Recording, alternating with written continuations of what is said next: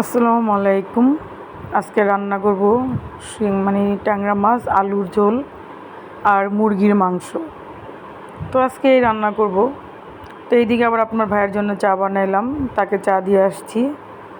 তার শরীরটা খারাপ লাগতেছে, তো চা নিয়ে যাই। আপনারা আমার সাথে আসেন, দিয়ে আসি আপনার ভাইকে চাটা।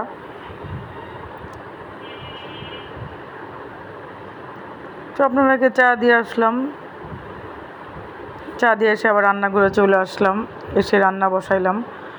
এই যে মাছগুলো ভালো করে ভেজে নিব, ভাজাভাজি শেষ করে তারপর আলুটা ভাজবো, কারণ আমি আজকে আলু দিয়ে ট্যাংরা মাছের ঝোল করব।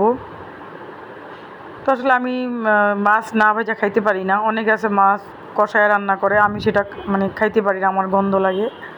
আমি মাছ ভাজি প্লাস আমি যে সবজিটা দিয়ে রান্না করবো সেই সবজিটাও ভালো করে ভেজে নেই, তারপরে আমি রান্না করি। তো ট্যাংরা মাছ বাচ্চারা খাবে না, আমি আর আপনার ভাইয়া খাবো, আর বাচ্চারা মুরগি খাবে, ওদের জন্য মুরগি রান্না করছি। ট্যাংরা মাছ রান্না করব, মুরগি আর করলা ভাজি করব, আজকে এই খাবার। তো আমার মাছ ভাজা হয়ে গেছে, এখন আমি আলুটা ভালো করে ভেজে নিব। তো আলু ভাজতে ভাজতে একটা কথা বলি, আমার এটা কিন্তু কুকিং চ্যানেল, এটাতে আমি রান্না বাড়াটাই বেশি শেয়ার করি, আদার্সটা কম শেয়ার করি। যা রান্না করি প্রতিদিন তাই আপনাদের সাথে শেয়ার করি।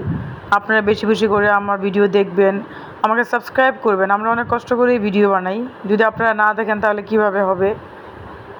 আমি অনেক ভিডিও দেখি যে সেসব ভিডিওতে দেখার মতো কিছু নাই, তারপরে সে ভিডিওতে হাজার হাজার সাবস্ক্রাইব হয়।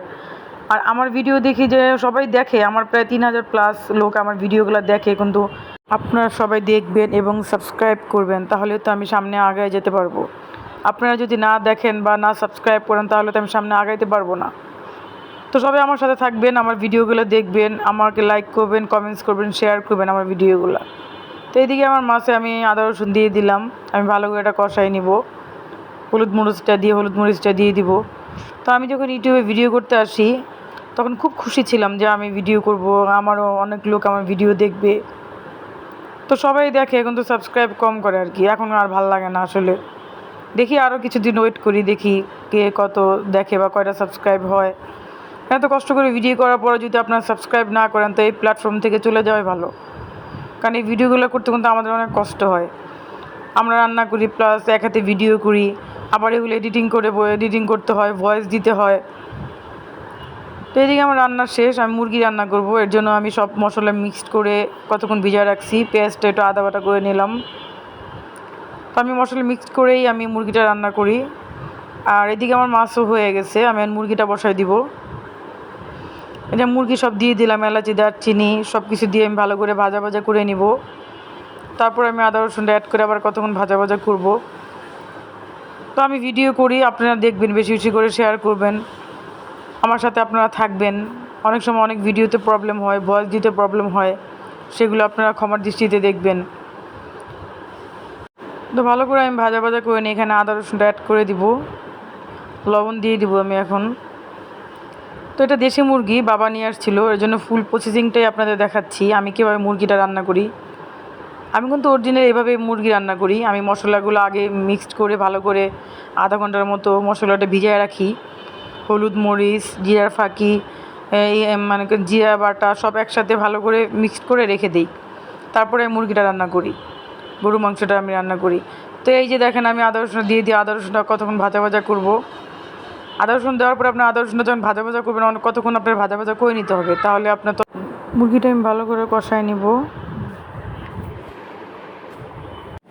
মশলাটা আমি ভালো করে কষাই নিব। আমি আদা রসুনটা ভালো করে ভাজা ভাজা করার পরে আমি এখানে যে মশলাটা ভিজিয়ে রাখছি সেটা অ্যাড করে দিব।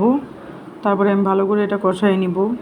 আপনি যত মশলা কষাবেন তত আপনার তরকারির টেস্ট হবে, ভালো হবে, খেতে মজা হবে।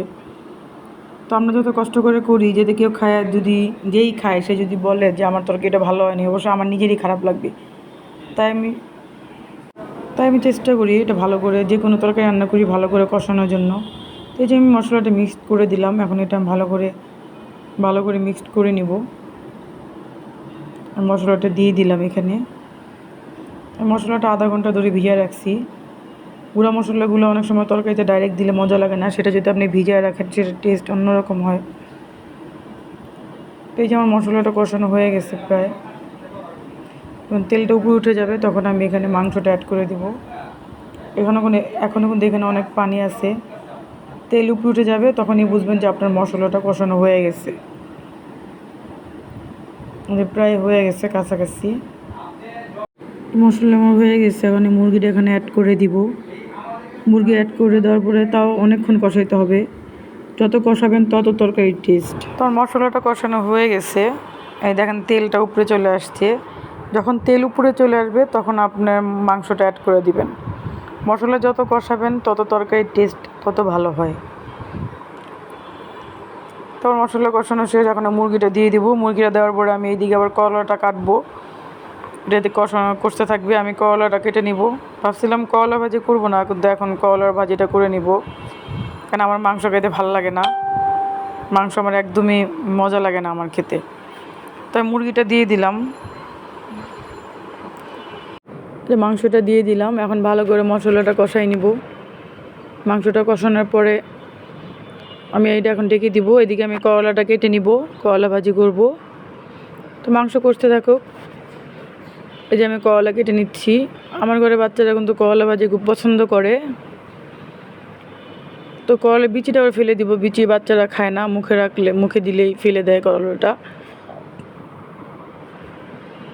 এই বিচিটা আমি ফেলে দিচ্ছি।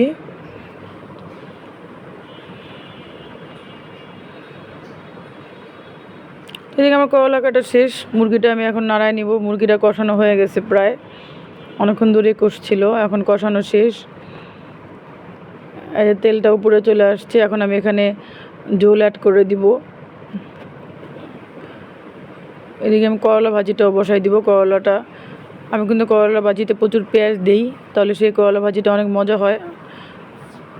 আমার করলা কিন্তু সবজি থাকে, আর আমি সবজি ভাজি করলে কখনোই যে কোনো জিনিসে আমি ভাজি করি, শাক সবজি, আমি সেটা ঢাকনা দিই না, কারণ ঢাকনা দিলে সেটা কালারটা নষ্ট হয়ে যায়। আমার করলা কিন্তু সবুজই থাকবে। এই দেখেন আমার করলা ভাজিটা কিন্তু সবুজই আছে। তো এদিকে আমার মুরগির তরকারি হয়ে গেছে। আমরা এখন খাওয়া দাওয়া করবো, আমার রান্না বাড়া শেষ, আমরা এখন খাওয়া দাওয়া করবো। তো এদিকে অনেক ঝাল খেতে মন চাচ্ছিল, কী খাবো, তাই এক দুটা মরিচ ভেজে নিচ্ছি। এখানে সরষের তেল আর লবণ অ্যাড করে দিব। এভাবে যখন আমার ঝাল খেতে মন চায় তখন আমি এভাবে ভাত খাই, আমার খুব ভালো লাগে। আপনারাও খেয়ে দেখবেন। আমি তেল দিয়ে দিচ্ছি, লবণ দিব, তেল মরিচ একসাথে করে এখন খাবো। তো করলা ভাজি ছিল, মাংস ছিল, তো আমি ওটা দিয়ে খাবো না, আমি করলা ভাজি আর মরিচ দিয়ে খাবো।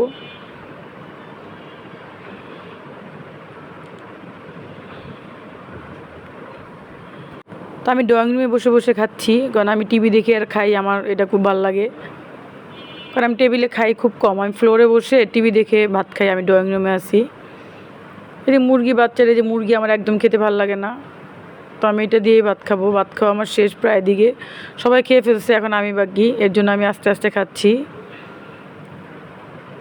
তো একটু টিভিও দেখতেছিলাম, মানে কি বলবো, এটা সিরিয়াল দেখতেছি আর খাচ্ছি আর কি। তো খাওয়া দাওয়া শেষ, পরে বিস্কিটের সেমাই রান্না করছি একটু, সেই সেমাইটা খাবো।